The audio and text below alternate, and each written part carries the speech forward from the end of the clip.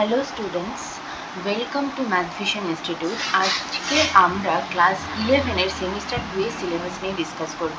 তোমাদের recently class 11-এর semester 2 এর semester 1 এর এক্সাম কমপ্লিট হয়েছে বা কারোর চলছে, তো তোমরা সেমিস্টার 2-তে উঠবে। তো তোমাদের সবার আগে জানা দরকার যে সেমিস্টার 2-তে তোমাদের কী কী সিলেবাস আছে এবং কোয়েশ্চেন প্যাটার্ন কেমন।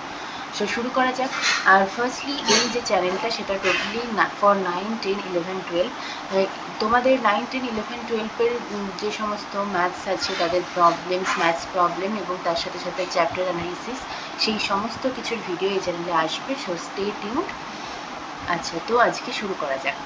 প্রথমত আমাদের জানতে হবে যে তোমাদের সেমিস্টার 2-তে ক্লাস 11-এ হচ্ছে 3টি ইউনিট আছে। টোটাল ইউনিটের সংখ্যা হচ্ছে 3টে আর ফুল মার্কস হচ্ছে 40। তোমাদের সেমিস্টার 1-এও ফুল মার্কস 40 ছিল, বাট তোমাদের সেমিস্টার 1-এ টোটালি ছিল মাল্টিপল চয়েস কোয়েশ্চেন, 4টে অপশান আসতো, তার মধ্যে যে কোনো একটা কারেক্ট হবে। বাট এই সেমিস্টারে কিন্তু তোমাদের ব্রড টাইপ কোয়েশ্চেন আসবে, বড় কোয়েশ্চেন আসবে, 2, 3, 4 এই মার্কসের কোয়েশ্চেন আসবে। তো ফার্স্ট অফ অল সিলেবাসে কী কী আছে? Number of units 3।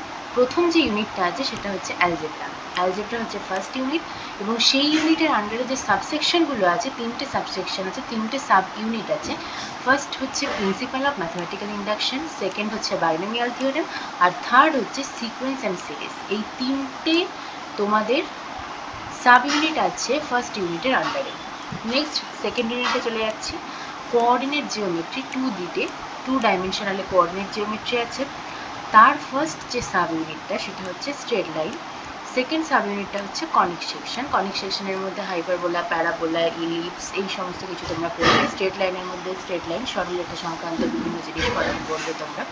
তো এখানে দুটো সাব ইউনিট আছে। তাহলে ফার্স্ট ইউনিট হচ্ছে অ্যালজেব্রা, যার মধ্যে 3টে সাব ইউনিট আছে, আর সেকেন্ড ইউনিট হচ্ছে কোঅর্ডিনেট জিওমেট্রি 2Dতে, যার মধ্যে 2টো সাব ইউনিট আছে। এরপর চলে যাচ্ছে থার্ড ইউনিটে। থার্ড ইউনিটে হচ্ছে আমাদের যেটা আছে সেটা হচ্ছে statistics and probability. Third unit হচ্ছে স্ট্যাটিস্টিক্স অ্যান্ড প্রবাবিলিটি। তার আন্ডারে ফার্স্ট যে সাব ইউনিটটা আছে সেটা হচ্ছে স্ট্যাটিস্টিক্স, সেকেন্ড সাব ইউনিটটা হচ্ছে প্রবাবিলিটি। এই দুটো সাব ইউনিট তোমাদের এখানে আছে।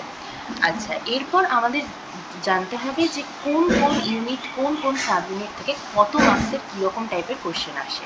তো আমরা মার্কস ডিস্ট্রিবিউশন সম্পর্কে এবার জেনে নিচ্ছি। তাহলে মার্কস ডিস্ট্রিবিউশন সম্পর্কে এবার আমরা জানবো। প্রথমত হচ্ছে তোমাদের যেটা আগেই বললাম যে 40 মার্কসের কোশ্চেন আসবে, 40 মার্কস অ্যাটেন্ড করতে হবে তোমাদের।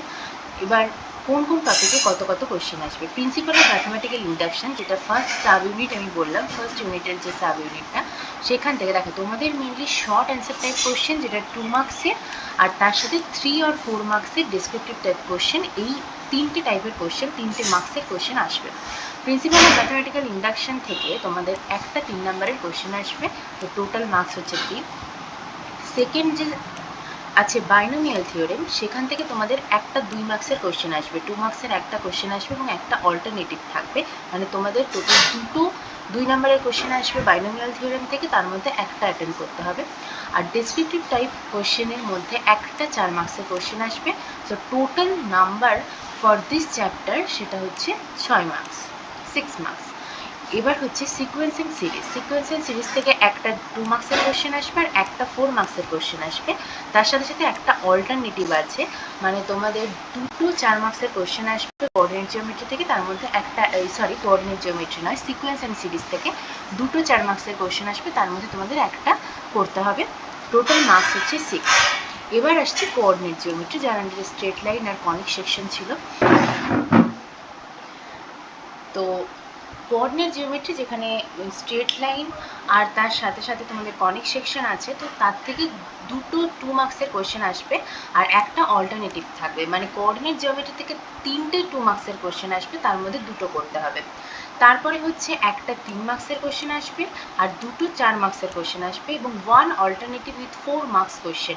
4 মার্কস কোশ্চেনে একটা অল্টারনেটিভ থাকবে, তার মানে টোটাল 3টে 4 মার্কসের কোশ্চেন আসবে কোঅর্ডিনেট জিওমেট্রি থেকে, তার মধ্যে দুটো করতে হবে। সো টোটাল মার্কস হচ্ছে 15। এরপর আসছি স্ট্যাটিস্টিক্স। স্ট্যাটিস্টিক্সের 2 মার্কসের কোনো কোশ্চেন আসবে না। আর এখানে হচ্ছে ডিসক্রিপটিভ টাইপ কোশ্চেনে একটা 3 মার্কসের কোশ্চেন আসবে এবং একটা অল্টারনেটিভ থাকবে, মানে টোটাল দুটো 3 মার্কসের কোশ্চেন আসবে, একটা করতে হবে, তাহলে এখানে 3 মার্কস আছে টোটাল।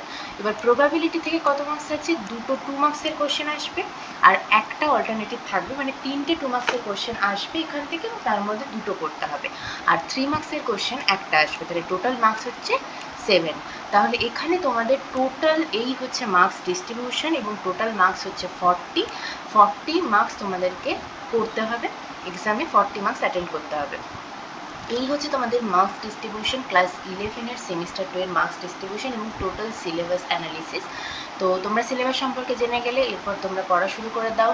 তোমরা দেখতে থাকো ক্লাস 9, 10, 11, 12-এর জন্য বিভিন্ন টাইপসের problem, maths problem solving, maths related সমস্ত কিছু চ্যাপ্টার অ্যানালিসিস এই চ্যানেলে ভিডিও আসতে থাকবে। তো তোমরা সঙ্গে থেকো এবং লাইক শেয়ার সাবস্ক্রাইব করে দিও যাতে তোমাদের চেনা সবাই শিখতে পারে এবং সবার কাছে পৌঁছে যায়।